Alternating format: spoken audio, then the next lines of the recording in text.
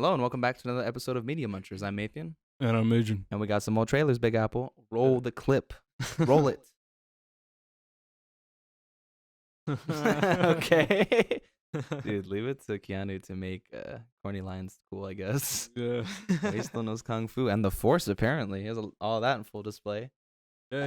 Did he have a little bit of that in the It might have been the third one if it was. third one? I'm so foggy. All I remember is the first one. I'm serious. Like I really, Well, I've only seen the first one. I've Seen parts of the exactly. others. I've but seen I've parts never and seen them clips in and full. bits and stuff, but I can't even tell you what the story is for the second and third one because it's Mm. A, that long ago, and B, I've only seen like snippets here and there when I walk in. Yeah, I really need to rewatch them. Do you feel like you need to understand this one? I feel like you do. I to don't some know. extent. I wonder because I mean they didn't do well critically, so I don't know if So you think they're like trying to not lean too heavily into it? Because I saw a lot of the Yeah. first movie's tropes: the red pill, the blue pill, right. the flashbacks. It looks like they're using some de-aging stuff too. Because I saw like Yeah, three a different little looks for Keanu, as well as perhaps a younger version of, I forget the love interest's name, but his significant other, Trinity? Trinity. Okay, Yeah. great. So yeah. So we're gonna do some dancing around the timeline. It feels like not like Yeah, time yeah. travel-y, but just kind of like remember this, remember that, Mhm. allusions to here and that. Yeah, a lot of deja vu. Yeah. Yeah. Why isn't Lawrence Fishburne coming back? What do you think? I don't know. So there were some flashbacks of him, right? It looked. I like wonder it, if yeah. are they actually gonna use the footage from the last I films? I feel like or- if anything, it was reshot or maybe like updated. You know what I mean? Like maybe upscaled like digitally or enhanced. something like that. Yeah, Yeah. enhanced, so to speak. That's what I feel like they're doing. And it looks like Yeah. I said with the de-aging stuff. It looks like we see so many different looks for Neo. And Yeah. what's up with what was his name? The one who wore the shades, and he's like Mr. Anderson. Like it looks like they got a replacement for him too. Agent Agent. something. We'll figure it out.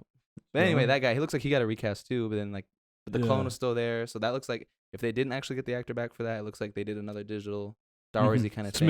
Agent Agent Smith. There you go. Yeah. On tip of my tongue. Why was I gonna call him Q? I'm thinking of like Yeah, Bond or I don't know. something. I was thinking first names. I don't Oh, know. there you go. There you go. Yeah. Yeah. So hold on. Another thing too is this trailer showed a lot more, obviously, because we're getting closer to Yeah. it. I feel like I kind of saw the whole movie again, or not again, but like it's one I of those think instances. they're gonna play with the parallels a lot, and I think Huh. there's gonna be like it's gonna almost work like a soft reboot, but Okay. I don't know where they like expand on Like maybe like a kind of a retelling, but also cleaning up that last what you knew, and this is where we're going. Yeah. Do you think they're gonna leave it open ended so they could probably make another trilogy, or? I think so, but I don't know who with. That's what I'm saying. Like, do you think Neo 'Cause either needs to have a successor, or I don't know how many of these Right. you're gonna get more. I don't With- know. Cause I mean, how old is Keanu? Well, he's getting up there. I want to say. And he's already doing John Wick 4 and 5. How old is Keanu Reeves? Got to be pushing 50 something, maybe. Yeah. I'm scared to find out. 57. So, Granted, he doesn't look like an elderly person, but he's getting up there. No. You know what I mean? Like, Yeah. There's only so much your bones can do. yeah, and Tom Cruise is what, 60 Ooh. something? Now I gotta know. How old is Tom Cruise?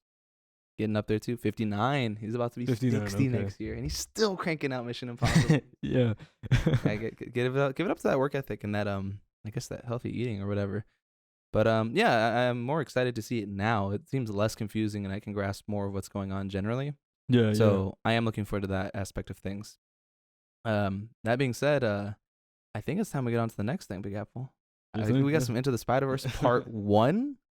Part 1. We're gonna talk about that. Yeah. Let's roll the clip. They're never letting the song die. They're never letting it die. Part 1, Big Apple. Oh.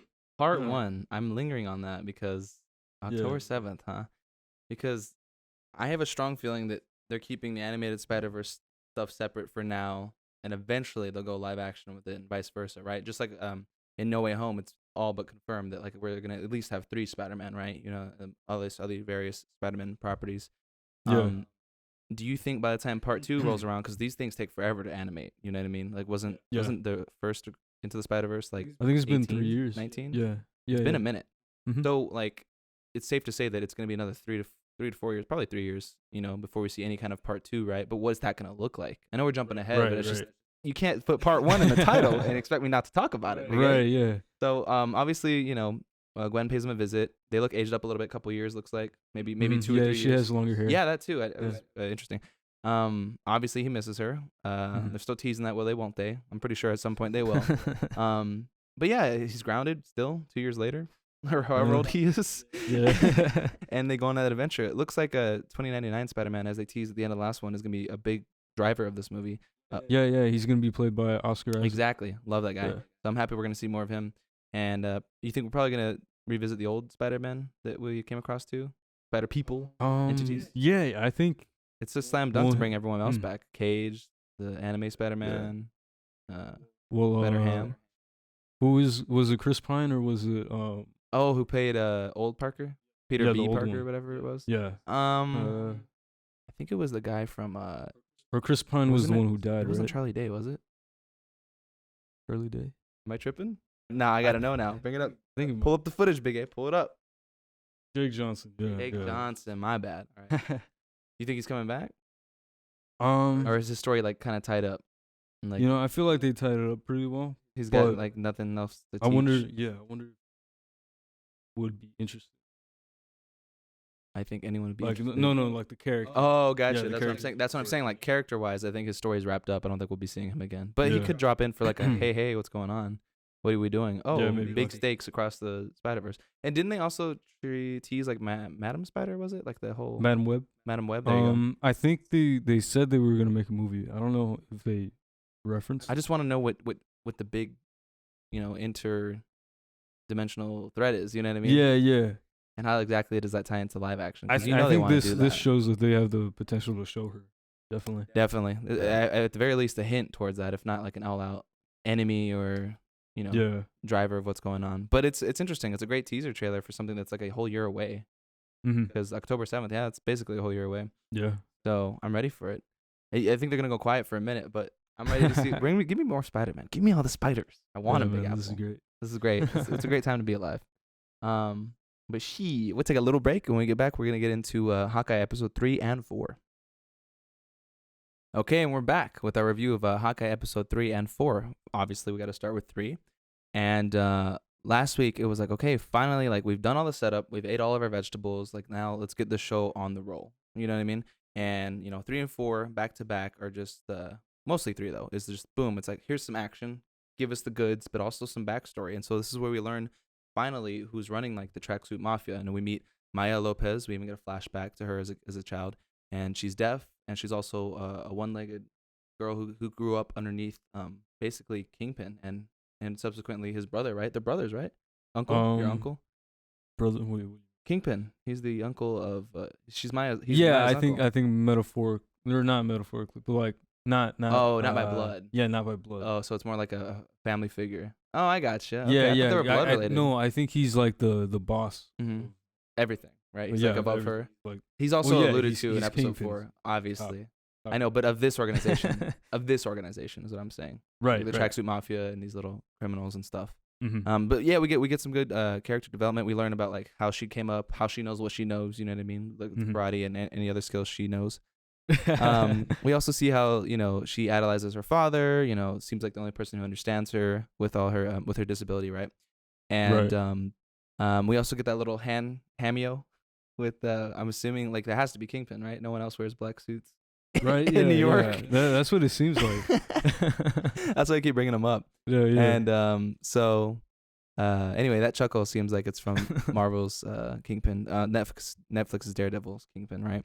Yeah. And then Kevin Feige recently said that if they were to use Daredevil, that Charlie Cox would be Daredevil. That's sick, and that begs a bigger question: how many Netflix people do you think they're gonna save, and how many do you think they're gonna chop? Because okay, we got Charlie Cox back, and he's advocating for his whole cast to come back, right?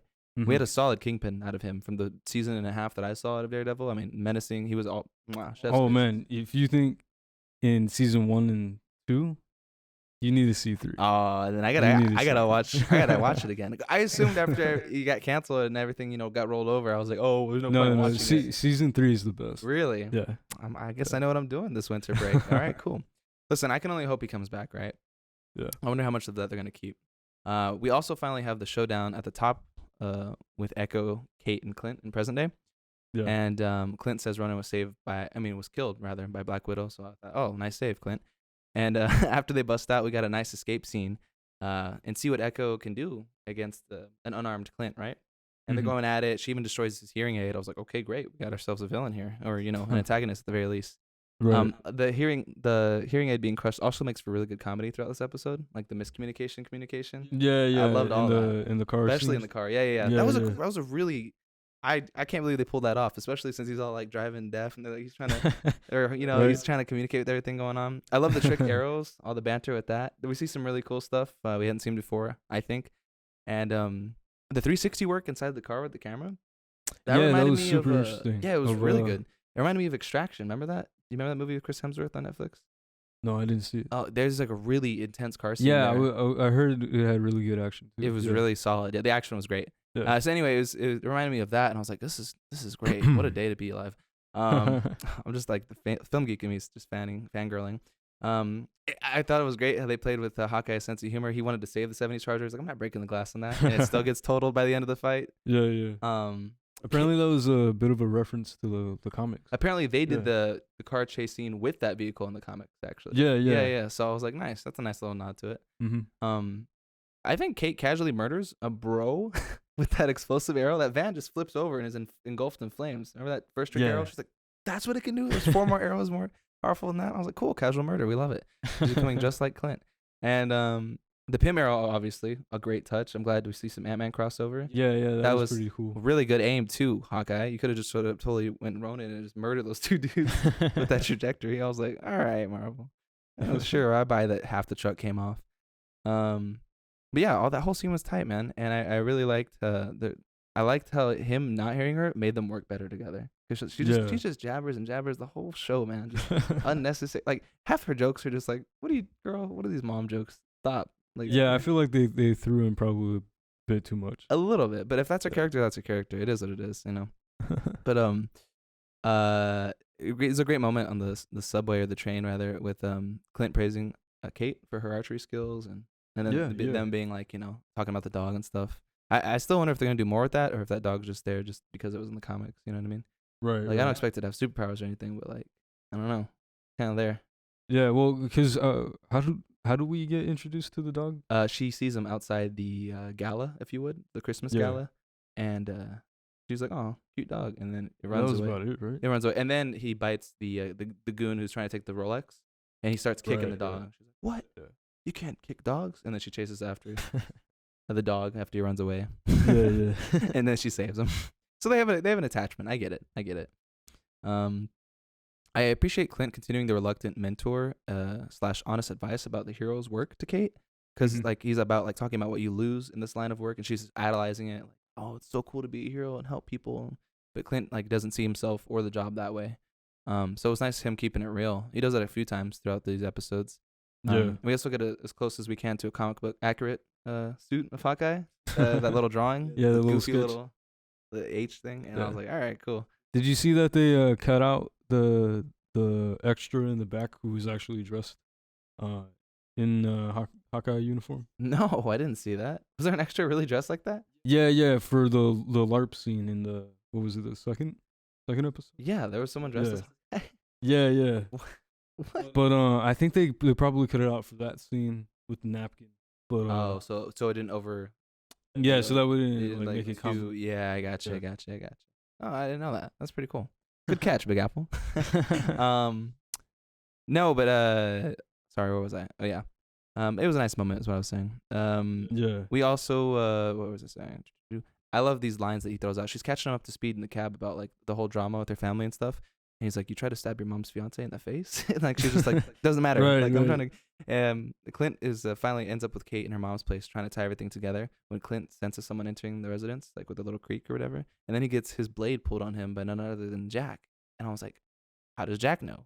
Is he trailing Kate? Like, how deep does it go?" So like, because the way they presented it, I thought no one was home. You know what I mean? Yeah. So I'm like, "How deep does this go?" He's got Ronin's blade, and then that's where we leave off. That's episode 3. So I mean, like, unless you have any thoughts, man, I'm ready to steamroll into episode 4. I'm loving it. Let's do it. I'm like, I'm fully expecting at this point like a whole fight scene in the house, right? It's really tense. He plays it off like, you know, ways like, did he say it? No, he was like, "What are you doing here?" Da da da da.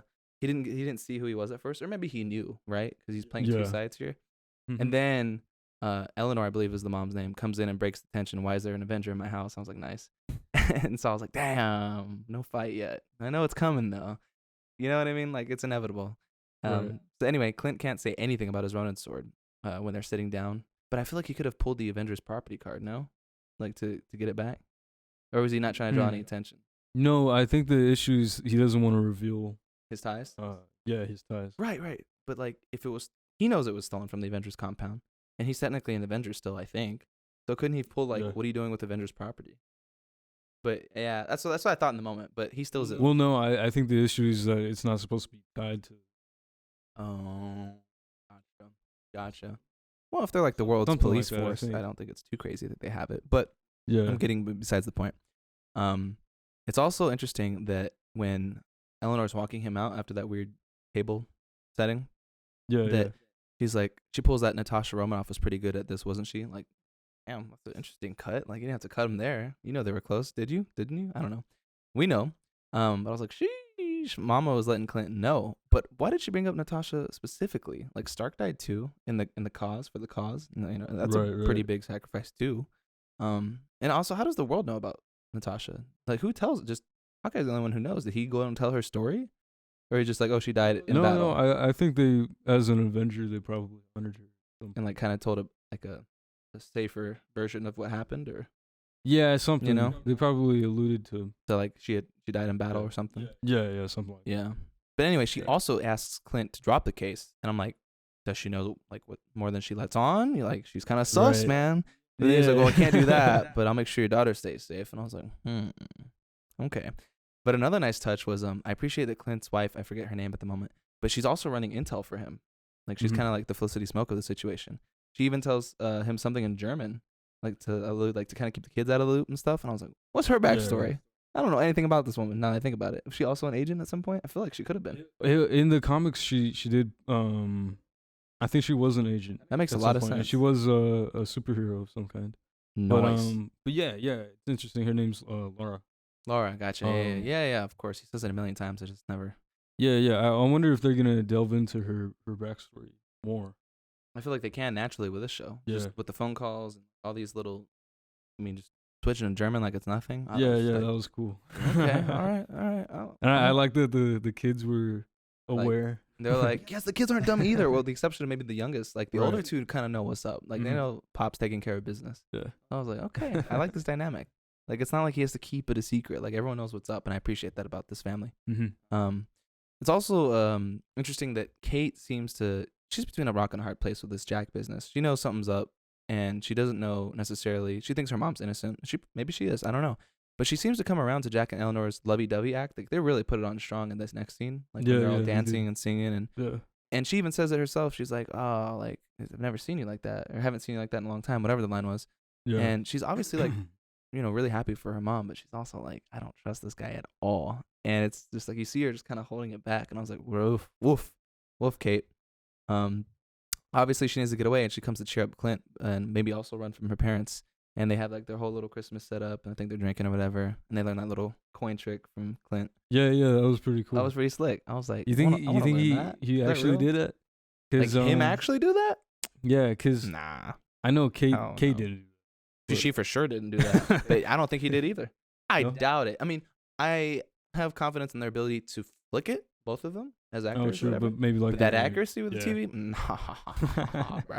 Either that or they did the Tobey Maguire Spider-Man 1 route and they did like 100 takes until they got it right. Yeah. Highly doubt they no.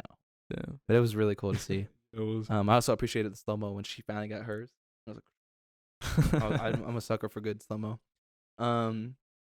We also learn in a later scene that Jack launders money for the tracksuits thanks to Laura. And so, big revelation. And we also learn there's limited trick arrows too. And they have that whole spiel about boomerang arrows. I was like, what?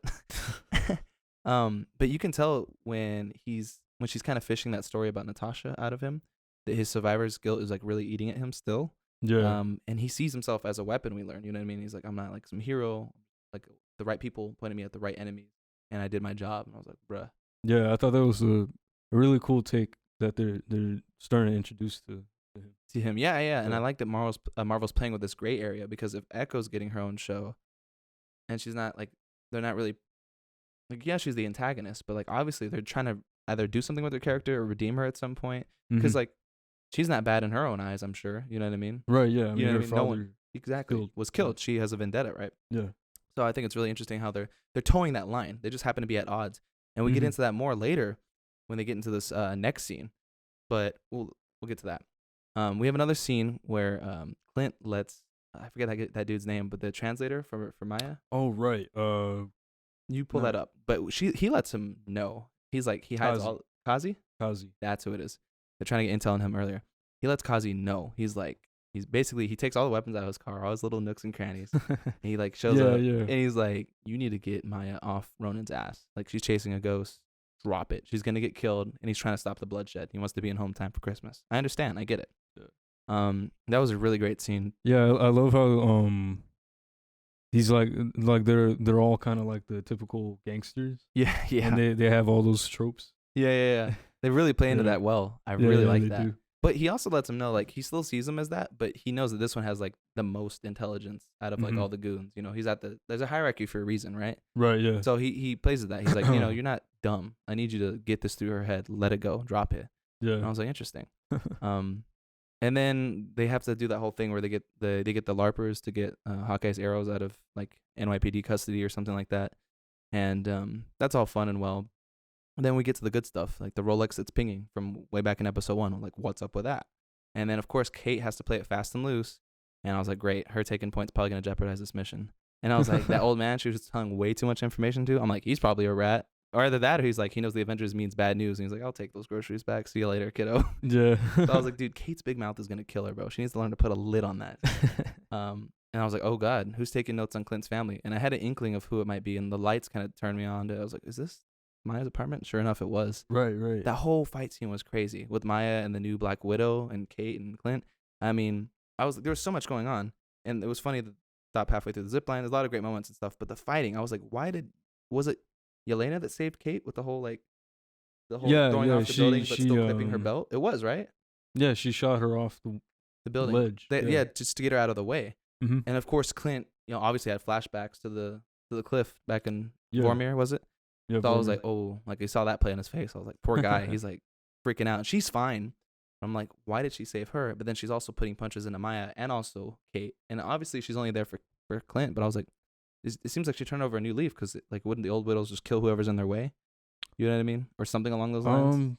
I don't know that that's necessarily their code. I mean, obviously she did want to deviate from the past. From the who was the villain? What was his name? It doesn't matter. I promise you.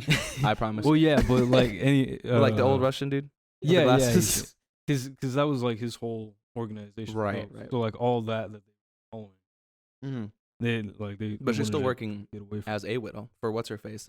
You know her name. Right. Val. Val. There you go. We'll keep it at Val. Keep it at Val. Yeah. Regardless, so she's still like putting her skills to work, right?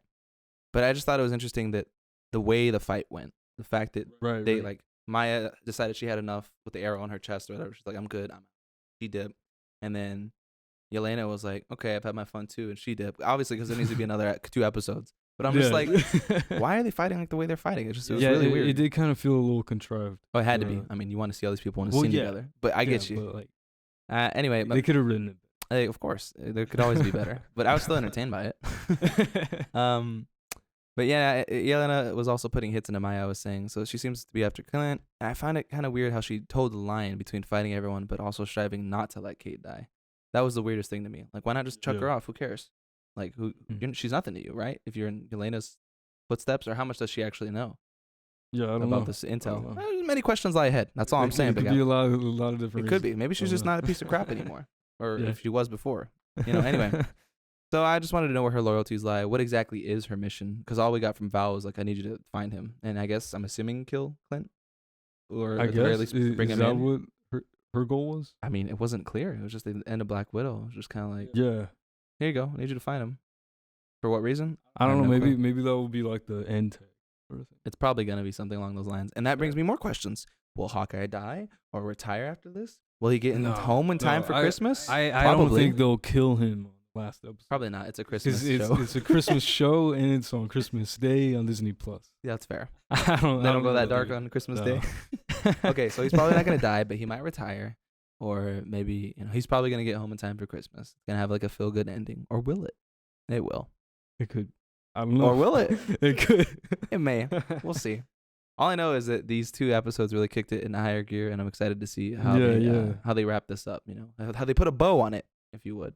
Yeah, I feel like it really needs to take off these next 2 episodes. If not on 5, then for sure 6. I feel like 5 might be a breather episode, and like just set more strings in motion. There might be some action in it. Don't get me wrong. Yeah, I could. But 6 has got to be a banger. It's the finale. Like Loki had a big banger at the end. Of course. Literally, like it broke the multiverse. Yeah. Send it into madness, if you would. I'm sorry, Big A. I'm having too much fun right now. But yeah, it was solid, man, and I'm really looking forward to next week. We got to figure out what we're doing for episode 6. I'll be out of state, but we'll figure it out, Big Apple. Ain't thing but a chicken wing, as we all say. All right, for Media Munchers, I'm Matthew, and I'm Adrian. and we'll catch you next time.